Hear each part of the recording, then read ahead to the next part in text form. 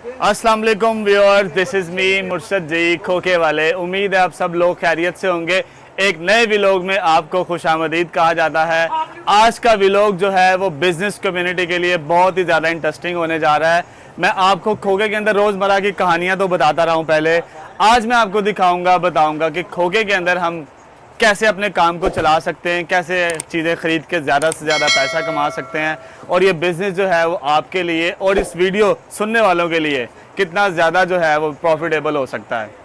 तो मैं हनान मुगल, मैंने किया BS मैस कम्युनिकेशन और master in political science. Master in political science किया मैंने पंजाब यूनिवर्सिटी से, और कम्युनिकेशन है मेरी BZU मुल्तान से। मैं एक पढ़ा लिखा खोखे वाला। पढ़ाई का मतलब शऊर है, मोहब्बत है। पढ़ाई का मतलब टॉलरेंस है। पढ़ाई आपको टॉलरेंस दिखाती है, बताती है, दिखाती है। पढ़ाई आपको सिखाती है कि आपने कस्टमर्स के साथ कैसे मिलना जुलना है और अपने बिज़नेस को कैसे आगे लेके चलना है, और छोटी छोटी गलतियों से आपने कैसे सीखना है। आपकी ईगोज़, अपनी ईगो को आपने कैसे कंट्रोल रखना है इस बिज़नेस के अंदर। दोस्तों, जब कभी आप कोई बिज़नेस शुरू करते हैं तो आपको बहुत सारी मुश्किलात का सामना होता है। सबसे पहले आपके लिए मसला है पैसे जनरेट करना। फिर आपने अपनी फैमिली और अपने करीबी लोगों को कन्विंस करना है कि क्या मैं ये बिज़नेस कर लूँ। ऐसे ही मेरे लिए सबसे बड़ा मसला अपनी फैमिली और अपने करीबी दोस्तों को कन्विंस करना था। मुझे 2 साल, पूरे 2 साल लगे अपनी पेरेंट्स को कन्विंस करने के लिए कि मुझे इस बिज़नेस की इजाज़त दी जाए, क्योंकि मैं वो शख्स था जो ज़रूरी समझता था कि माँ बाप की ओपिनियन के ख़िलाफ़ नहीं जाना चाहिए। तो माँ बाप की परमिशन मुझे हासिल हुई, फिर मैंने ये बिज़नेस शुरू किया। और मेरे बहुत से करीबी दोस्त ऐसे थे जिन्होंने मुझसे जो है वो किनारा कर लिया। उन्होंने कहा नहीं जी, ये खोखे का बिज़नेस अच्छा नहीं है, इसके अंदर हम तो ये सपोर्ट नहीं कर सकते। और कुछ मेरे चड्डी बड़ी बहुत लविंग थे, बहुत केयरिंग थे। उन्होंने अपनी जान तक दी मेरे लिए। अभी भी जो है वो मेरे गले के ऊपर एक चार्टर्ड अकाउंटेंट मेरा दोस्त खड़ा हुआ है जो कि CA है, और CA करने के बाद उसने खोखे वाले का गला संभाला हुआ है। अगर ऐसे दोस्तों की आपको जो है वो सपोर्ट मौजूद हो, ये वीडियो बनाने वाला भी अपना सॉफ्टवेयर हाउस छोड़ के आया हुआ है और मेरी वीडियो जो है बना रहा है। अगर ऐसे दोस्तों की सपोर्ट आपके साथ हो जो फ्रिजों के अंदर माल लगा रहे हैं और आपको कहते हैं कि हम हर तरह से तेरे साथ हैं, मार्केट से सामान ला रहे हैं, तो आपको आगे बढ़ने से कोई नहीं रोक सकता।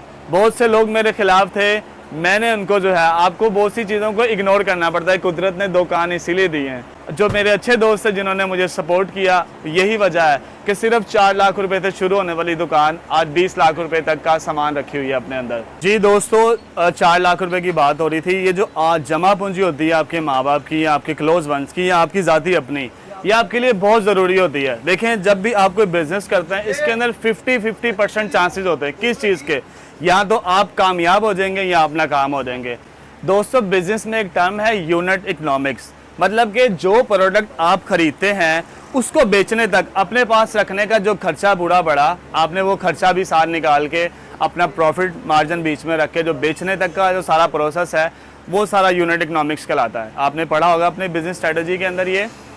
तो इसी तरह मैं जो बोतलें ख़रीदता हूँ, मुझे बेशक सस्ती पड़ती हैं, 30-40 रुपये 1.5 लीटर बोतल पे बचते हैं, बहुत अच्छी इनकम है ये। लेकिन मैंने ये भी तो देखना है कि एक खोखे वाले ने मेन रोड के ऊपर 50,000 रुपये किराया भी तो निकालना है, और जिस फ्रीज़र के अंदर रख के मैंने उसको ठंडा करके कस्टमर को बेचना है, उस फ्रिज का यूनिट जो है वो एक बिजली का यूनिट 75 रुपये भी तो मुझे पड़ रहा है, वो 75 रुपीज़ पर यूनिट भी तो मैंने निकालना है, और 700 रुपये किलो शॉपर लेके उस शॉपर के अंदर डाल के कस्टमर को 1.5 लीटर की बोतल देनी है। और जो बोतलें ख़राब हो जाती हैं या बोतलें फटी हो जाती हैं, बोतलें लो फिल आती हैं, आधी आती है, कंपनी ने मुझे थोड़ा डिस्टर्ब करके देना है। इसी तरह सिगरेट, इसी तरह वीलो, जैन, बिस्कुट, इन सब की कंप्लेंट्स भी आती है। तो कुछ लोग जो बिज़नेस में नाकाम हो जाते हैं ना, वो यूनिट इकोनॉमिक्स को फॉलो नहीं कर रहे होते। एक बहुत बड़ी एग्जांपल आपके सामने एयरलिफ्ट कंपनी है, एक स्टार्टअप कंपनी थी एयरलिफ्ट। उनकी $275 मिलियन की वर्थ थी। उन्होंने मार्केट से $85 मिलियन की इन्वेस्टमेंट इकट्ठी की, लेकिन यूनिट इकोनॉमिक्स को फॉलो नहीं किया। 100 रुपये की चीज़ 98 रुपये में बेचते रहे।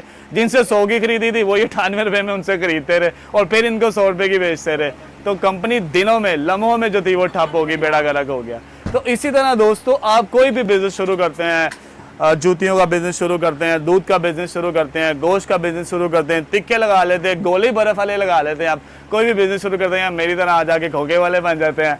तो यूनिट इकोनॉमिक्स को फॉलो करना आपके लिए बहुत ज़रूरी है कि आप जो जो चीज़ परचेज़ कर रहे हैं, कस्टमर को बेचने तक कितनी कॉस्ट उसके ऊपर आ रही है। ठीक है, जैसे गोश्त, अगर कोई गोश्त का बिजनेस करता है, जाहिर सी बात है सारा गोश्त एक दिन में तो नहीं बिक जाएगा, उसको फ्रीज करना पड़ता है, उसको फ्रीज कर, और कसाई उसके लिए हायर किया काटने के लिए, और दुकान, जिस दुकान का वो रेंट पे करेगा, जिस दुकान में उससे गोश्त रखा हुआ है, ये सारी चीज़ें उसे देखनी है। उस देखने के बाद कस्टमर को बेचना है, फिर अपना प्रॉफिट मार्जिन निकालना है, और मंथली इसको डे बाय डे मंथली इसको टैली करना है आपने कि आप कितना पैसा बिजनेस में इन्वेस्ट करे जा रहे हैं और कितना पैसा आप निकाले जा रहे हैं। ये एक सर्कल है।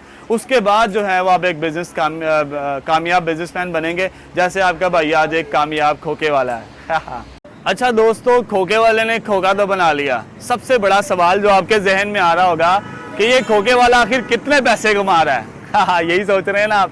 तो मेरी जान, ये जो खोखे के अंदर डिफरेंट प्रोडक्ट्स हैं, जैसे सिगरेट है, पान है, बोतल है, बिस्कुट, लिमको, लेस वगैरह है, इन सब की परसेंटेज अलग-अलग है। सबसे कम जो पैसे देती है ना आपको, आपकी पाकिस्तान की सबसे बड़ी सिगरेट कंपनी पीटीसी। मर जाते हैं दुकानदार को पैसा देते हुए। ये कैप्सन की डब्बी 212 रुपये की खरीद है, 220 रुपये की बेचनी, सिर्फ 8 रुपये। 3% मेरा ख्याल है इनका जो बनता है ओवरऑल प्रॉफिट बनता है। लेकिन क्या करें, कस्टमर को अपने साथ जोड़े रखने के लिए आपको सारी वैरायटी पूरी करनी पड़ती है। भाईजान खोखा है, खोखे पे सिगरेट नहीं होंगे तो फिर क्या होगा। तो सिगरेट के अंदर सबसे कम प्रॉफिट है, और सबसे ज़्यादा खोखे के अंदर जिन चीज़ों के अंदर प्रॉफिट है वो मेरी जान पान और बोतल है। पान और बोतल के अंदर बहुत ज़्यादा प्रॉफिट है। पान के बारे में तो ये भी कहा जाता है कि 40 to 60% पैसे बच जाते हैं आपको एक पान के पीछे, या अगर आप ओवरऑल कितना पान बेचते हैं। और बहुत से खोखे वालों का जो है वो अल्लाह ताला ने उनका काम चलाया हुआ, 3-3 किलो 4-4 किलो पत्ता बिकता है रोजाना का। 10-10 किलो पत्ता बेचने वाले भी लोग मौजूद हैं इसके अंदर, ठीक है। लेकिन अभी आपके भाई का काम स्टार्टअप पे है, बिल्कुल शुरू है, नया काम है। और पान का इतना ज़्यादा एक्सपर्ट भी नहीं था मैं, लेकिन फिर भी आधा किलो पौना किलो पान मैं बेच लेता हूँ। तो इसके अंदर जो है वो मुझे तकरीबन 40 to 50% पैसे बच जाते हैं। और इसके बाद एक तीसरी चीज़ आती है जूसेस और बॉटल्स वगैरह। इसके अंदर आपको 25 to 30% रुपये बचते हैं, पैसे बचते हैं। लेकिन आप ये भी तो देखें, इसको आपने ठंडा करना है, और बिजली का कितना महंगा यूनिट हो गया है। मतलब स्टार्टिंग में जब मैंने खोखा शुरू किया था, मेरा ख्याल है 17 रुपये बिजली का यूनिट था यहाँ पे, और अब ये 75 पे चला गया। आप भी कह रहे होंगे खोखे वाला 75 रुपये पीछे पे है। दोस्तों दुख होता है कि प्रॉफिट मार्जिन वहीं पे है 20% पे, 25% पे, और बिजली का यूनिट कितना महंगा हो गया हुआ है। तो बोटल्स और पान, इन दो चीज़ों ने किसी भी खोखे को जो है ना वो उठाया होता है। ये पिलर्स हैं, जैसे रियासत के भी कुछ पिलर्स होते हैं जिन्होंने रियासत को उठाया होता है, और इसी तरह जो है ना इन चीज़ों ने खोखे को उठाया होता है। फिर उसके बाद बिस्कुट, निम्को और ये लेस का रैक पड़ा हुआ है। ये लोग जो है ना वो 5% तक प्रॉफिट देते हैं। बिस्किट, पिक फ्रिंस के, लू के, लेस जो हैं और सलांटी वगैरह, इस तरह की चीज़ें ये 5% प्रॉफिट देते हैं। ओवरऑल प्रॉफिट जो आपके जहन में सवाल चल रहा होगा कि अगर यह लाख रुपये कमांदा है रोजाना का, तो अपने हाथ से किन्ने बचाता है। ओवरऑल प्रॉफिट की जो रेशो खोखे वालों ने निकाली हुई है ना, वो 10 से 12% है।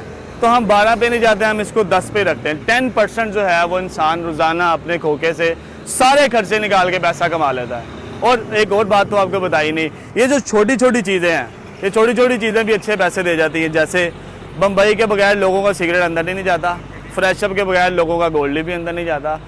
बहुत ये हो गई, टॉफ़ियाँ हो गई, स्पारियाँ हो गई, और ये बबल्स वगैरह हो गई, इनके अंदर 20 to 25% मार्जिन होता है। जैसे बम्बई पाकिस्तान का एक बहुत बड़ा ब्रांड है स्पारी का, और अच्छा खासा मार्जिन देता है, 25% मार्जिन देता है एक डब्बे के ऊपर। और क्या चाहिए दादा, आपको ऐसे रखना है शीशे में उठा के कस्टमर को बेचे जाना है। तो ये छोटी छोटी चीज़ें, छोटे छोटे काम बहुत अच्छा पैसा देते हैं। हाँ, आपको अपना जहन बदलने की ज़रूरत है कि ये जो छोटे काम अच्छे नहीं हैं। अगर आप इन कामों में पड़ जाएंगे तो आप बड़े बड़े कामों को भूल जाएंगे। जी दोस्तों, अब आपको पता लग गया कि मुर्शद इतना रुपया पैसा कमा रहा है। इतने रुपये पैसे के लिए आपका एक अच्छा पब्लिक रिलेशन होना चाहिए। आप कस्टमर के साथ कैसे चल रहे हैं ये बहुत ज़रूरी है आपके लिए, लेकिन इस सबसे ज़्यादा ज़रूरी है आपकी पढ़ाई और आपका शऊर।